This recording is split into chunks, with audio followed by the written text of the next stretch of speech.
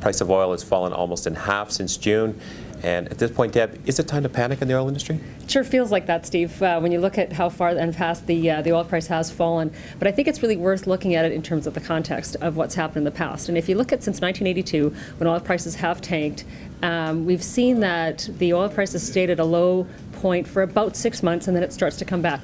The issue, too, is how fast does this come back? And so the analysis, again, shows the slower the oil price falls, the longer it takes to regain some of its value. The faster it falls, the faster it comes back. So I think that, while it feels a little uncomfortable right now, given where we are, perhaps it feels like it's time to panic, but I think we have to keep it in context.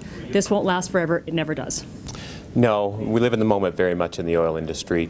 We've seen, certainly since the price has fallen this spring, that you've seen a real scaling back in capital budgets for 2015. We've seen some staff cuts.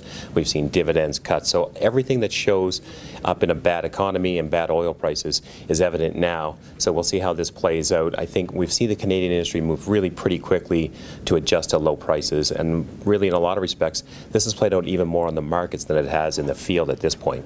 That is so true, Steve. I think when you start to look at the valuations, and south of the border, we see the S&P Energy Index is down 25% since June, and we're seeing the same sort of effect in Canada. The S&P Energy Index was down 3 months in a row, more than 10%. That's never happened before, and now we see stocks trading at very low levels.